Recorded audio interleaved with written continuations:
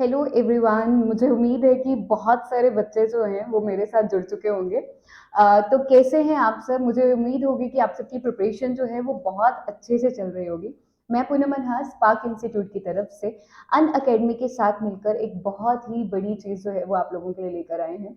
फिलहाल अगर मैं आज की चीज़ की बात करूं तो आज में जितने भी अभी तक JKPSI 2022 में जो भी आपका एग्जाम हुआ था सब इंस्पेक्टर का, उसमें जितनी भी शिफ्ट्स हुई थी उन सारी शिफ्ट्स के जितने भी PYQs हैं वो लेकर आए हैं। आज हम देखेंगे कि किस तरीके से जो है JKSSB सवाल पूछता है, उन सवालों में क्या क्या चीज़ें होती हैं और क्या हमारा जो है वो सिलेबस रहेगा। ये सारी चीज़ें जो हैं वो हम आज सीखेंगे।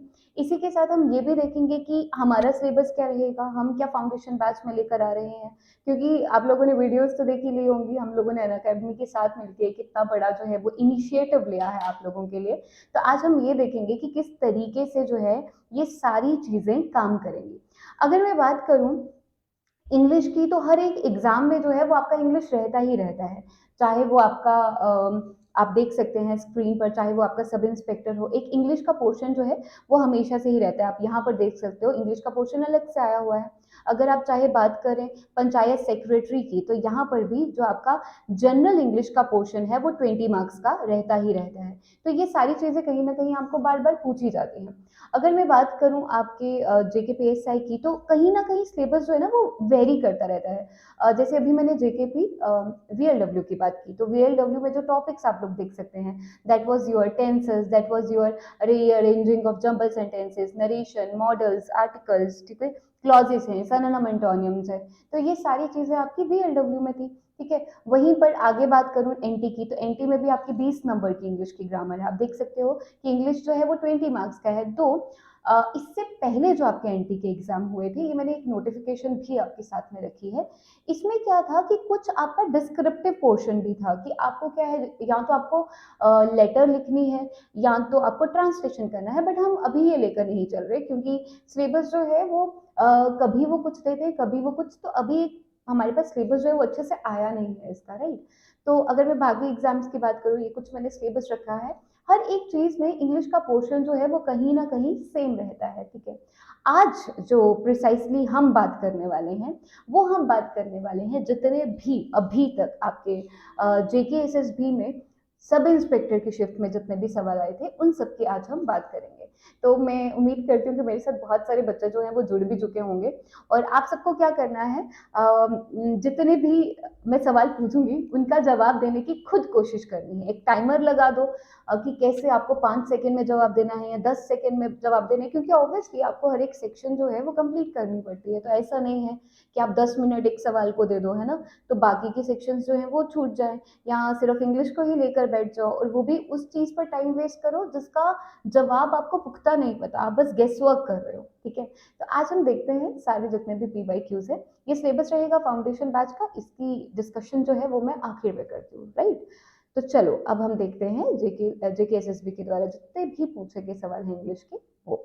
तो पहला सवाल आपका आपकी स्क्रीन पे आ गया है ना, कौन बनेगा करोड़पति वाली फीलिंग आप भी ले लो आज, कि अब हम देखेंगे कि कौन सरकारी नौकरी लेगा। तो सरकारी नौकरी से पहले बस इतना कहूंगी कि भाई मेहनत करो, जितनी मेहनत कर सकते हो उतनी मेहनत करो, राइट। चलिए ये देखते हैं। मोडेल का सवाल है, I dash pray more often. 4 options हमारे पास दिए गए हैं। ऑप्शंस हैं आपके पास ought to, need, ought not और नीड नॉट टू। अगर इन चारों ऑप्शंस की मैं बात करूं, तो पहले तो चलो मैं आपको 5 सेकेंड्स दे रही हूँ, जस्ट थिंक अबाउट इट। ठीक है, टाइमर में अपने साथ साथ लगा रही हूँ कि जैसे ही 5 सेकेंड हो जाएंगे मैं बोलना स्टार्ट कर दूंगी। और 5 सेकेंड हो गए हैं। ठीक है, चलो पहले हम ये देखते हैं कि यहाँ पर आ क्या सकता है। यहाँ पर जो आपका सवाल है that is your option number A, ought to. और ऑट टू अगर आपको ऐसे नहीं पता कि ऑट टू क्या है, तो आपने you might have heard about the model should, right, है ना, शुड। ऑट टू को आप शुड की जगह बहुत बार यूज कर सकते हो। अगर मैं यहाँ पर इस ऑप्शन की बात करूँ तो यहाँ पे ऑट टू जो है ये सबसे ज़्यादा सूटेबल है, right? I ought to pray more often, या अगर आप इसको ट्रांसलेट करना चाहें तो I should pray more often. Sometimes ऐसा होता है ना कि भक्ति में ही आपको बहुत ज़्यादा सुकून मिलता है, तो हम कहते हैं कि यार मुझे ना बार बार मेडिटेशन करनी चाहिए, मुझे रोज़ मेडिटेशन करनी चाहिए। तो ये एक किस्म का वैसा ही है कि यार मुझे I should pray more often, तो you can replace should with ought to, because modals में ऐसा होता है कि आप ऑट टू में शुड जो है उसका प्रयोग जो है वो करते रहते हो, राइट? ओके, नेक्स्ट सेंटेंस अगर मैं देखूं तो दैट इज योर, ये preposition का सवाल है। The town I come from is so small that you probably won't find it dash a map. ठीक है, आई वाज मतलब मैं आपको जवाब जो है वो बोलने वाली थी, ठीक है, बट आप ये खुद सोचो पहले कि इनमें से कौन सा आंसर जो है वो हो सकता है। आपको मुझे इसका जवाब देना है, हम तो डिस्कस करेंगे ही, ठीक है? तो चलिए, आपका टाइम अप हो चुका है। आई होप सो आपने सही जवाब दिया होगा, और इसका राइट आंसर है ऑन। ये प्रेपोजिशन का सवाल है। अगर मैं बात करूं आपके प्रेपोजिशन की कि व्हाट इज योर प्रेपोजिशन, तो प्रेपोजिशन क्या है? प्रेपोजिशन क्या है? ये हमें बताता है किसी भी एक चीज की पोजीशन क्या रहती है, ठीक है? या आप एक कह सकते हो कि नाउन की प्लेसमेंट हमें ये बताता है कि कोई चीज कहाँ पे पड़ी गई है। अगर मैं अपने हाथ पे सपोज ये जो स्टाइलस है ये मैंने अपने हाथ पे रखा है, राइट? अगर मेरा हाथ ओपन है, ओपन सरफेस पे है, तो आप ऑन का इस्तेमाल करोगे। अगर बीच में है तो इन का इस्तेमाल करोगे। तो प्रेपोजिशन क्या है? सिंपली आपको बताएगा कि किसी चीज की पोजीशन क्या है। और यहाँ पर जो सबसे सूटेबल, क्योंकि हमेशा ही ऑप्शंस आते हैं मॉडल्स में ना, हमेशा आपको लाइन में ये चीज दिखेगी कि जो सबसे ज्यादा सूटेबल ऑप्शन है, क्योंकि आप लॉजिकली इसमें बहुत सारी चीजें लिख सकते हो, लेकिन सूटेबल जो है वो यहाँ पे ऑन का आएगा, क्योंकि जब भी कोई चीज़ सरफेस लेवल पे होती है तो हम उसके लिए ऑन प्रपोजिशन का इस्तेमाल करते हैं। नेक्स्ट सवाल अगर मैं आपको देखूं तो he went to the meeting in a casual suit dash wasn't a smart thing to do. ठीक है, अब अ, बहुत आसान सवाल है ये। अगर आप, चलिए हम पहले देखते हैं कि बाकी क्यों नहीं आएंगे। अगर मैं हु की बात करूं तो हु जो है एक पर्सन के लिए हम लोग यूज करते हैं, है ना? जब आपको स्पेसिफिकली बताना होगा कि वो आदमी, ठीक है। when किसी प्लेस के लिए, where भी किसी प्लेस के लिए, and which is for the things, ठीक है। अभी यहाँ पर जो सबसे suitable option है that is your which, right? he went to the meeting in a casual suit which wasn't a smart thing to do। और आंसर आसान था, तो मुझे उम्मीद है कि आप में से बहुत सारे बच्चों ने इसका जवाब जो है वो सही सही दे दिया होगा। अगले सवाल की बात करूं तो सवाल है कि in such a needful situation one should learn to adjure instead of conjuring excuses. Which word is the closest meaning to the underline? I think adjure word is the underlined word. आपको इसका मतलब बताना है, ठीक है। पहले हम ये समझते हैं कि सेंटेंस में क्या लिखा गया है। सेंटेंस में है कि in such a needful situation one should learn to adjure, कि जब भी कोई आपदा की सिचुएशन आती है या कोई इमरजेंसी आती है, तो एक इंसान को सीखना चाहिए एड्योर करना। तो पहले आप ये देखो क्या क्या नहीं आ सकता। क्या किसी इंसान को सीखना चाहिए इग्नोर करना? Obviously not, right? सपोज वो कहते हैं ना कि जीने मरने की सिचुएशन आ जाए, क्या आप उस सिचुएशन को इग्नोर करोगे और आगे बढ़ोगे? आप लोग अपने पिज्जा पे कॉन्सेंट्रेट करोगे? नहीं ना। अगर आर्ग्यू की आ जाए तो ऐसा तो नहीं है कि आर्ग्यू करने स्टार्ट हो गए, क्यों आगे क्यों आगे क्यों आगे। और अपील क्या करोगे? किस चीज के लिए अपील करोगे? ऐसी सिचुएशन में आपको सिर्फ कमांड करना आना चाहिए कि हाउ टू कमांड, राइट? तो आप ये सीख सकते हो कि इसका मीनिंग क्या है। सिंपल सा एड्योर वर्ड का मीनिंग होता है कमांड करना, ठीक है। फ्रंट पर आकर किसी चीज को फेस करना, या किसी चीज को आप ऐसा कह सकते हो कि साथ में लेकर चलना। तो one should learn to adjure instead of conjuring excuses, right? अगर हम इसकी बात करें तो कमांड इसमें जो है वो आपका सही से वर्ड है, right? One should learn to adjure instead of conjuring excuses. तो कमांड वर्ड जो है ये आपका सही इसमें जवाब आ जाएगा। इग्नोर, आर्ग्यू, अपील जो है इनमें से कोई भी वर्ड जो है वो नहीं आएगा, राइट? नेक्स्ट सवाल की बात करूं, identify the synonym for the word eminent, right? Eminent. अब इस वर्ड को देखते हैं कि इसका क्या मतलब है। पहले तो मैं आपको थोड़ा सा वक्त देती हूँ, तो आप सारे जो है वो मुझे इस वर्ड का मतलब जो है वो बता सकते हो कि इमीनेंट वर्ड का मतलब जो है वो क्या है, राइट?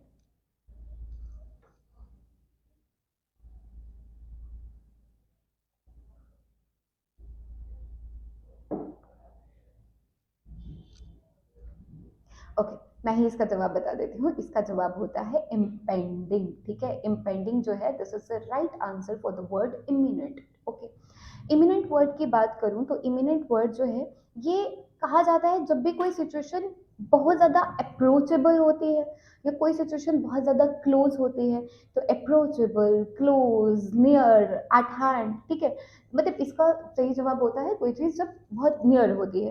तो इसमें से बाकी जितनी भी चीज़ें हैं बच्चे बहुत बहुत बार ना इम्पॉर्टेंट से इसको कंफ्यूज करते हैं। तो इम्पॉर्टेंट इसका जवाब नहीं है, इसका जवाब है impending. So you should know the right answer is your C part, that is your impending, right. Next word की अगर मैं बात करूं या नेक्स्ट इसकी बात करूं, वेरी गुड, टेंस से ये सवाल पूछा गया है और मुझे लगता है कि जितने भी ऑफलाइन बच्चे हमारे पास पढ़ते हैं वो इसका जवाब बहुत जल्दी देंगे, क्योंकि उनको पता है कि जितने अच्छे से उन लोगों ने टेंसेस पढ़े हैं शायद ही कहीं और आप पढ़ सकते हो, राइट। तो जल्दी से जवाब दो इसका, इस जवाब इसका क्या आंसर है। ठीक है, 5 सेकेंड्स है आपके पास, 5 सेकेंड में आप लोगों को इसका जवाब देना है। Sheena cried when she dash that she dash her shoes. ठीक है, बताओ बताओ। ओके, एक चीज में एक चीज आप देख लो, यहाँ पे क्राइड है तो इससे आप गेस कर सकते हो कि कौन सा इसमें से सबसे ज्यादा सूटेबल होगा। ओके, नहीं याद आ रहा, आ गया। Yes, C is the right part. Let's see how C. ठीक है, क्योंकि ये भी तो पता होना चाहिए ना कि कैसे आया, मैम को कैसे पता ये सी आया, हमें क्यों नहीं पता लगा, या हमें पता लग गया तो बाकियों को क्यों नहीं पता लगा।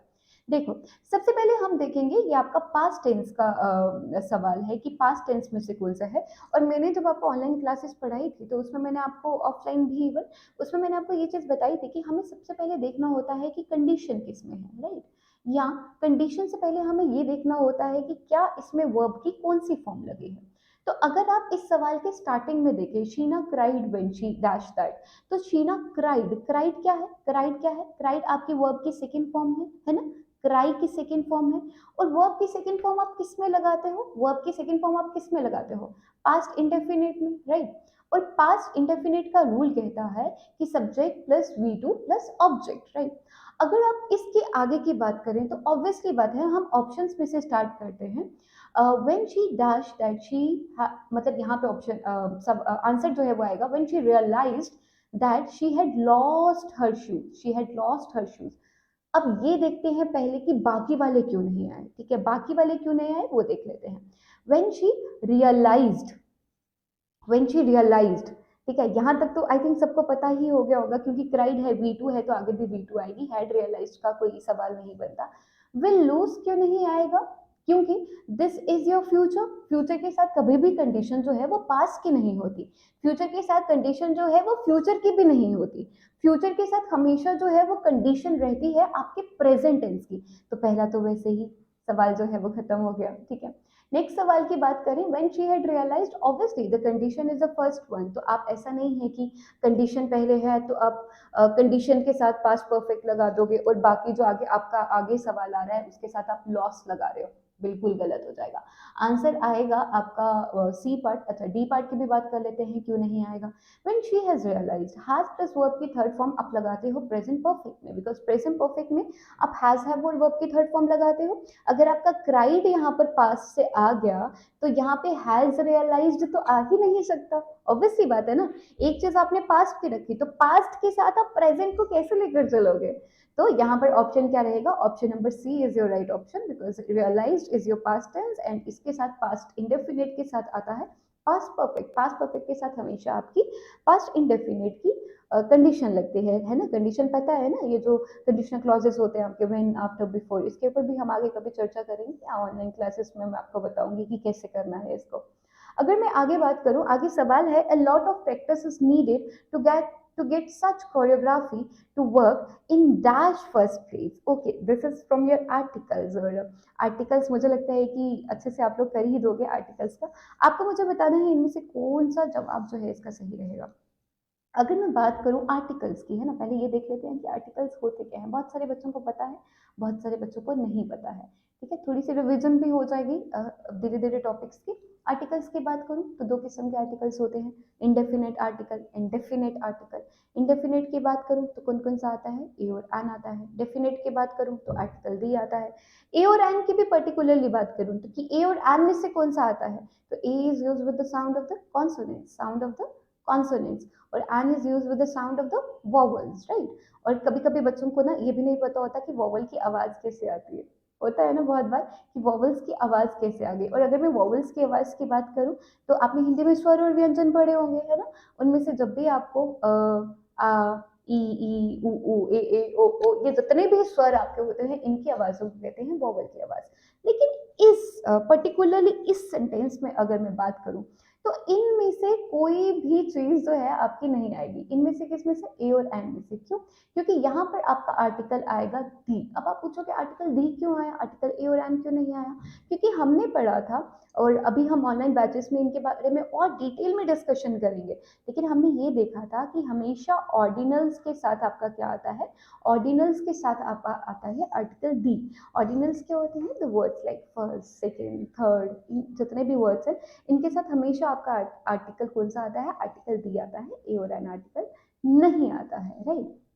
नेक्स्ट की अगर मैं बात करूं, the town I come from is so small that you probably won't find it dash a map. I think we have discussed it already, तो ज़्यादा टाइम वेस्ट नहीं करेंगे ऑन आपका जो है वो आएगा repetition of the sentence, but it's okay, right. The next one, okay, this is from the reported speech. Reported speech की अगर मैं बात करूँ, है ना, डायरेक्ट इनडायरेक्ट स्पीच हमने पढ़ी होती है। तो यहाँ पर एक सवाल दिया है, Gautami said that she had received plenty of job offers. हमें इसको डायरेक्ट स्पीच में बनाना है, ये आपका इनडायरेक्ट स्पीच में है। देखिए पहले ऑप्शंस की तरफ चलते हैं। अगर मैं ऑप्शन वन की बात करूं, I received plenty of job offers said Gautami, ठीक है, लास्ट वाला ठीक है, सेड गौतमी। पहले वाले में पास्ट इंडेफिनिट है। अगर मैं टेबल की बात करूं कि डायरेक्ट स्पीच में इनडायरेक्ट स्पीच में कब बनता है, ठीक है, तो आपका प्रेजेंट इंडेफिनिट किस में चेंज होगा, जल्दी से बता दो, पास्ट इंडेफिनिट में, राइट। प्रेजेंट कंटिन्यूअस किस में चेंज होगा, पास्ट कंटिन्यूअस पे। प्रेजेंट परफेक्ट किस में चेंज होगा, पास्ट परफेक्ट में, राइट। प्रेजेंट परफेक्ट कॉन्टिन्यूअस किस में चेंज होगा, पास्ट परफेक्ट कॉन्टिन्यूअस में, यही हमने पढ़ा हुआ है, ठीक है। पास्ट इंडेफिनिट किस में चेंज होगा, पास्ट परफेक्ट में, पास्ट परफेक्ट में, राइट। और अगर मैं बात करूं पास्ट कंटिन्यूअस किस में चेंज होगा, तो पास्ट परफेक्ट कॉन्टिन्यूअस, वहीं पे हमारा पास्ट परफेक्ट चेंज नहीं होता है और पास्ट परफेक्ट कॉन्टिन्यूअस भी चेंज नहीं होता है। तो अब शक के घेरे में आते हैं दो चीजें, क्या क्या चीजें, कि या तो ये सेंटेंस होगा हमारा पहले से इसमें क्या क्या हो सकता है, अगर यहाँ पे पास्ट परफेक्ट है, इतना तो पता है ना पास्ट परफेक्ट का रूल क्या होता है आपका, हैड प्लस वर्ब की थर्ड फॉर्म। तो अब शक के घेरे में आती हैं दो चीजें, क्या, या तो हमारा सेंटेंस हो सकता है प्रेजेंट परफेक्ट में, कि इसका जो आपका डायरेक्ट स्पीच है वो प्रेजेंट परफेक्ट में होगा और बाद में उसका इनडायरेक्ट स्पीच जो है वो पास्ट परफेक्ट में बना दिया होगा। या तो हम ये कह सकते हैं कि भाई पास्ट इंडेफिनिट में होगा शायद, क्योंकि पास्ट इंडेफिनिट भी तो पास्ट परफेक्ट में बनता है, या तो पास्ट परफेक्ट में भी हो सकता है। तो चलो ऑप्शंस में देख लेते हैं। पहला ऑप्शन कहता है पास्ट इंडेफिनिट, यही कहता है ऑप्शन ये वाला, पास्ट इंडेफिनिट कह रहा है ये वाला ऑप्शन, पहला वाला। पहले वाले ने सिंपली कह दिया कि भाई पास्ट इंडेफिनिट में है। दूसरे वाले ऑप्शन में हमें कह रहे हैं कि गौतमी सेड दैट, ये तो भाई ऐसे ही हो गया क्योंकि इन्वर्टेड कॉमर्स की जगह जनाब ने यहाँ पे दैट लिख दिया, तो हम तो समझदार है, हमें तो पता है कि ये नहीं आएगा। ऑप्शन नंबर 3 की बात करें तो आई वॉज रिसीविंग, अरे अरे अरे अरे, पास्ट कंटिन्यूस की बात कर रहा है कोई यहाँ, पास्ट कंटिन्यूस तो पॉसिबल ही नहीं है ना, क्योंकि आईएनजी है तो बीइंग लगेगा, इसकी तो ये तो वैसे ही कैंसिल, ये भी वैसे ही कैंसिल। थर्ड की बात करें आई विल, अरे फ्यूचर कहाँ से ले आए, फ्यूचर कहाँ से ले आए, विल है तो वुड आना चाहिए था, तो बिना किसी टाइम वेस्ट के ए पार्ट जो है वो आपका राइट ऑप्शन यहाँ पे बनता है, क्योंकि पास्ट इंडेफिनेट चेंज होता है पास्ट परफेक्ट में। तो हैड प्लस वर्ब की थर्ड फॉर्म तभी लगती है अगर आपके सवाल में आपको V2 दिया होता है, ठीक है। ये इतनी सी चीज क्लियर है आपको। चलो आगे बढ़ते हैं।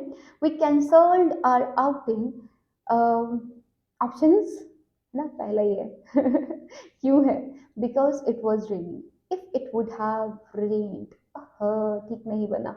अगर हमने कंडीशनल सेंटेंसेस पढ़े होंगे तो इफ क्लॉज और मेन क्लॉज के बारे में भी आपको थोड़ी बहुत आइडिया जो है वो होगा ना। हाँ, और अगर मैं इनकी बात करूं तो यहाँ पे because it was raining is the perfect answer, क्योंकि कैंसल्ड कर चुके हैं। क्यों? क्योंकि भाई बारिश हो रही थी इसीलिए कैंसिल किया। when it will rain, अगर it will rain है तो will rain के साथ, वैसे तो ये सेंटेंस ही गलत है। क्यों? क्योंकि यहाँ पे when लगा हुआ है। when is your conditional clause, right? तो कंडीशनल के साथ कभी भी आपका फ्यूचर में कोई चीज नहीं आती। when, before, after, as soon as, ऐसे वर्ड्स के साथ कभी will, shall, ये सारी चीजें लग ही नहीं सकती। तो ये आपका ऑटोमेटिकली कैंसिल हो गया as it will be raining। नहीं, हम लोग कर चुके हैं बिकॉज इट वॉज रेनिंग। तो ये सेंटेंस आपका यहीं से क्लियर हो गया कि इट वॉज रेनिंग जो है ये आपका क्यों आया।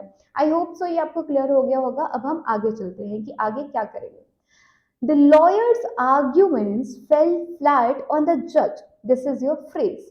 अंडरलाइन मैं कर लेती हूँ अगर नहीं है तो। फेल फ्लैट कह रहे हैं कि लॉयर के आर्ग्यूमेंट जो है फेल फ्लैट। आपको खुद ही पता लग रहा है फ्लैट यानी कि had no effect, right? Had no effect, had great influence हो ही नहीं सकता, क्योंकि फ्लैट जब हम कहते हैं ना यार वो बहुत फ्लैट सी परफॉर्मेंस थी, मतलब I didn't enjoy that, that means कि that thing is flat, right? You didn't enjoy that thing, that thing hasn't impacted you. So जब भी कभी ऐसी सिचुएशन आए फेल फ्लैट हम यूज करते हैं जब किसी भी चीज का कोई भी इफेक्ट जो है वो नहीं रहता। तो यहाँ पे ऑब्वियसली पहले वाला जो है वो आपका राइट आंसर है। अगले की बात करें, using his binoculars he could spot dash US cargo ship in the distance. बिना किसी टाइम वेस्ट के आर्टिकल डी जो है ये यहाँ पर आएगा, the US cargo ship in the distance. अगले की बात करें, अच्छा दोबारा हमारा रिपोर्टेड स्पीच आ गया। डायरेक्ट स्पीच से हमें जो है वो इनडायरेक्ट स्पीच में इसको बनाना है।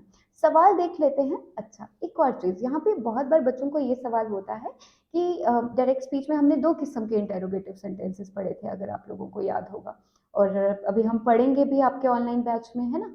इंटेरोगेटिव सेंटेंसेस में हमने पढ़ा था एक सवाल ऐसे जो आपके येस और नो से शुरू होते हैं, और दूसरा सवाल ऐसे जो आपके डब्ल्यू एच फैमिली से स्टार्ट होते हैं, राइट? कुछ सवाल ऐसे जो आपके येस और नो से स्टार्ट होते हैं, और कुछ सवाल ऐसे जो आपके डब्ल्यू एच फैमिली से स्टार्ट होते हैं। लेकिन जो मेजर चीज आपने इंटेरोगेटिव में याद रखी थी, that is your sign of interrogation, right? Sign of interrogation यहाँ पे है, यहाँ पे है, यहाँ पे क्या है? Sign of exclamation. तो अब इसको इसी के हिसाब से देखेंगे। सुनीता सजेस्टेड मी, अरे अरे सजेशन वाले तो हमने कहाँ पढ़े थे? लेट वाले में, याद आया? लेट वाले में पढ़े थे सजेशन वाले, तो ये तो वैसे नहीं आएगा। आया था ना जब लेट अस, या लेट वाले जितने भी सेंटेंसेस होते हैं सजेशन और प्रपोजल वाले वो सेंटेंसेस आते हैं। अगेन वाला ये भी नहीं। वो कह रही है, पहले सेंटेंस की हिंदी समझो। Sunita said why don't you by land, है ना? Now even when you know it's a good investment, अरे तूने क्यों नहीं खरीदी जबकि तुझे पता था कि वो अच्छी इन्वेस्टमेंट है। वो सजेशन तो दे ही नहीं सकती ना कि यार वो लैंड मत खरीदना, मतलब सेंस ही नहीं बन रही है इसकी, तो इसमें ज्यादा डिस्कशन ही नहीं करेंगे। She suggested me to purchase land and it was a good, नहीं, वो सजेशन ही नहीं दे रही, वो कह रही है तुझे पता था, तूने फिर भी नहीं खरीदी, आप मुझे ये बताओ आपने क्यों नहीं खरीदी। लास्ट ऑप्शन देख लेते हैं। Sunita was cross at me for not buying land when I knew it was a good investment. Sunita inquired the reason for my not buying land when I knew it was a good reason. अच्छा, अब यहाँ पर हम लोगों का confusion एक शुरू होता है। पहली बात तो हमें यही नहीं पता लग रहा कि ये आई कहाँ से आ रहा है, आई कहाँ से आ रहा है। तो अगर मैं आई की बात करूं, हमेशा ऐसा माना गया है कि जब भी आपके पास ऑब्जेक्ट नहीं होता है, आप खुद को कंसीडर करते हो, आप फर्स्ट पर्सन को कंसीडर करते हो, और फर्स्ट पर्सन में भी यहाँ पर आप लोग खुद को कंसीडर करते हो, ठीक है? सो यहाँ पर आएगा option D, Sunita was cross at me for not buying land when I knew it was a good investment. अगर मैं अगले की बात करूं, अगला is your from the idiom, from the phrasal verb, right? Are you counting on him for a lift, he will let you no mount his bike when. अच्छा जी, ये बहुत अच्छा है। एक थोड़े दिन पहले ही मुझे याद आ रहा है, हमने इसके ऊपर डिस्कशन भी की थी ऑफलाइन क्लास में आपकी। तो यहाँ पे क्या आएगा, वन पिग्स फ्लाई, ठीक है, बाकी और कुछ आ ही नहीं सकता। हाँ, बच्चों को लगता है कि इम्पॉसिबल सिचुएशन के लिए कुछ भी आ सकता है, क्योंकि डंकी भी नहीं बोल सकते, डॉग्स, मतलब डॉग्स ऑब्वियसली भी करते हैं, बट बच्चों को लगता है कि ऐसा कोई सिचुएशन आएगी, लेकिन प्रोवर्ब है व्हेन पिग्स फ्लाई, ठीक है, व्हेन पिग्स फ्लाई, इसका मतलब होता है इम्पॉसिबल चीजें, क्योंकि ऑब्वियसली पिग्स कांट फ्लाई, है ना, ऐसा पॉसिबल ही नहीं है। Is it possible for a pig to fly? Obviously not. So ये कह रहा है कि वो तुझे, मतलब वो अपनी let you mount on his bike कब, जब पिग्स फ्लाई करेंगे, obviously it's an impossible thing, so the answer is no, he will never let you mount on his bike, right? So when pigs fly. The next one is rearrange the following jumble words to form a meaningful sentence. हमें एक meaningful sentence बनाना है इन jumble words को arrange करके। He extremely so worked, he hard, promotion he got. सारे sentences देख लेते हैं, ऐसे ये नहीं पता लगते हैं, हमें पहले options पढ़ने पड़ते हैं, अपने से नहीं बनाना होता। जो suitable option होगा हम उसको देखेंगे, अगर वो सही लगा हम उसको tick करेंगे। He worked extremely hard, so he got the promotion. He got the promotion, so he extremely worked hard. Okay. He promotion. Okay, obviously not. He promotion he got, so he worked hard extremely. आपको खुद ही पता लग रहा है sense जो है वो नहीं बन रही। मैं आपको 3-5 सेकंड दे रही हूँ, सोचो इसके बारे में कि यहाँ पे क्या आ सकता है, ठीक है? Obviously option number 1, he worked extremely hard, so he got the promotion. उसने बहुत ज्यादा हार्ड वर्क किया, उसके बाद उसको प्रमोशन जो है वो मिल गई। अगला देखते हैं, dash you need any further clarification please feel free to reach out, should, could, shall, must, क्या आएगा? The answer is should. क्यों बताऊं क्यों शुड है इसमें? Because this is your if clause. आपने ऐसा वर्ड सुना है ना, if you need any situation, तो this is again your clause. आपने देखा होगा डिपेंडेंट क्लॉज और मेन क्लॉज होती है, वहां पर शुड जो है ये आपका राइट जो है वो परफेक्ट सूट करता है। कुड यू नीड नहीं आ सकता, पास्ट के लिए लगाते हैं। शेल यू नीड भी नहीं आ सकता, ठीक है। मस्ट भी यहाँ पे नहीं आ सकता। यहाँ पे उसको कह रहा है कि अगर तुझे जरूरत पड़ी तो मेरे पास आ जाना, अगर जरूरत पड़ी तो, दैट इज योर शुड। क्योंकि यहाँ पे इफ की साउंड आ रही है, और इफ क्लॉजेस में आप बहुत बार शुड का यूज करते हो, ठीक है। अनलेस अनटिल का यूज होता है, शुड का यूज होता है, प्रोवाइडेड दैट का यूज होता है। तो ये आपका किसके लिए है? ये आपका है शुड के लिए, इफ क्लॉज के लिए आप लोग शुड का इस्तेमाल करते हो। चलिए आगे बढ़े, चलिए देखते हैं जी। It is quite common to come across such incidents nowadays. Common word. The word is common here. What is the meaning of the word common? Ordinary, right? क्योंकि भाई बहुत ऑर्डिनरी है आजकल के, ऐसे इंसिडेंट आए दिन होते रहते हैं, तो इट्स वेरी ऑर्डिनरी, है ना। कुछ ऐसा वो नहीं है कि तुम बार बार इसको देखोगे। ओके, चलें आगे। I need a new car, dash has at least 5 seats, my present one dash is white in colour, can seat hardly 3 people. Okay, क्या आएगा? Obviously option number B is the most appropriate one, is the most suitable one. I need a new car. अरे भाई मुझे नई car चाहिए which has at least 5 seats, जिसमें 5 seats हों। My present one which is white in color can seat hardly 3 people, ठीक है, उसमें सिर्फ 3 लोग जो हैं वो अभी तक आते हैं। अगला देखेंगे, it was Dash who strived against discrimination to become the first. Okay, this one is from the pronoun, ठीक है। प्रोनाउन में एक केस ऐसा आता है, एक्चुअली ये जो केस है ना, मुझे नहीं पता इन्होंने अभी यहाँ पे क्यों पूछा है, लेकिन ये आपका ट्रेडिशनल ग्रामर का केस है, ठीक है। ट्रेडिशनल ग्रामर का केस है। ट्रेडिशनल आजकल क्योंकि हम कुछ भी यूज कर लेते हैं, लेकिन ट्रेडिशनल ग्रामर में ऐसा कहा जाता था कि जब भी कोई सेंटेंस आपका इट इज से स्टार्ट हो रहा है, इट इज से, ठीक है, it can be your it was as well, तो हमेशा subjective case of pronoun should be used. Subjective case of pronoun should be used. It's a rule actually कि whenever there is a sentence which started from the it is, always subjective case of the pronoun should be used, ठीक है। तो यहाँ पे कौन सा option आएगा? It is she who strived against, it is her, no, it is herself, no, it is hers, no। मुझे पता है कहीं ना कहीं आपकी जो सुई है ना घड़ी की, वो हमेशा हर पे अटकेगी, कि क्योंकि हम ऐसे बोलते हैं ना, it is me who is responsible for this mistake, but this is absolutely incorrect sentence actually। हमेशा से बोलते हैं it is I who am responsible for this mistake, it is I who am, again, ठीक है, because this is the rule of the traditional grammar where we use your the word I mean the subjective case with it is, ठीक है।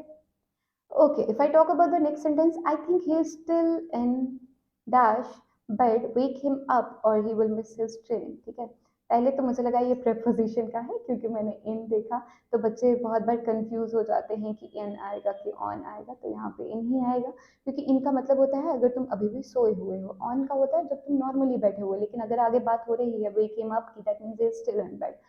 आपको मेरी sentence से ही पता लग गया होगा कि यहाँ पे किसी भी आर्टिकल की रिक्वायरमेंट नहीं है क्योंकि प्रपोजिशन जो है वो खुद में सफिशिएंट है, so no article required here. Here यहाँ पे सिंपली आएगा ऑप्शन नंबर डी आपका, no article is required because I think he is still in bed.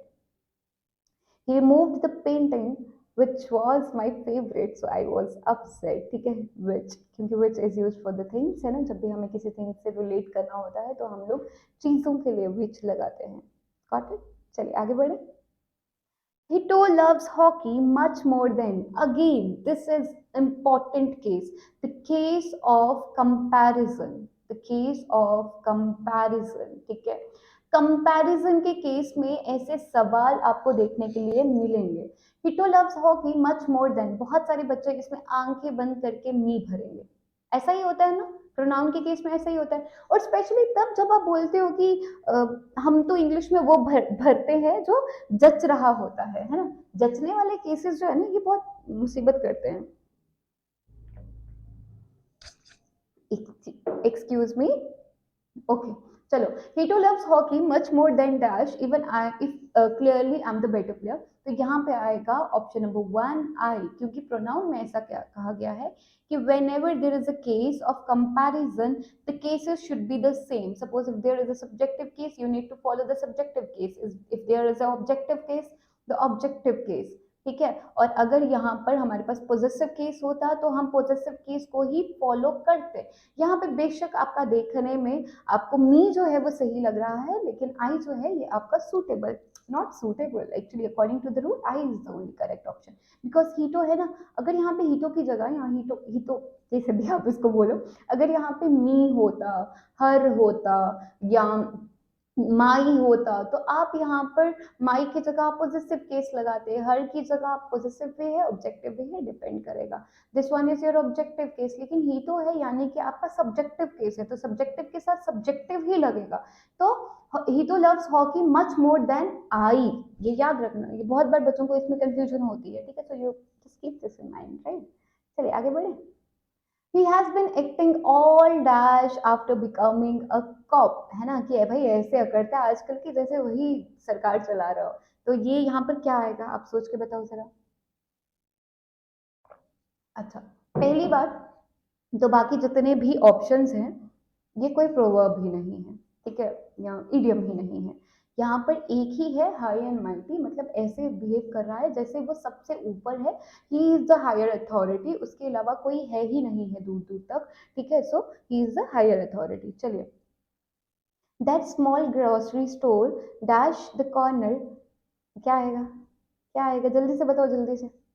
Had the corner, ठीक है, क्यों, क्योंकि हमेशा जब भी हमें एक पॉइंट करके एक प्रिसाइज लोकेशन दी होती है या पॉइंट एक लोकेशन पॉइंट बताया होता है, तो हम लोग अगर हम प्लेस की बात करें तो आपका एट जो है वो यूज करते हैं। On is for the surface place and in is for the enclosed area, whenever we have enclosed area, है ना, एनक्लोज्ड एरिया के लिए आप लोग किसका यूज करते हो, इनका यूज करते हो। चलिए आगे।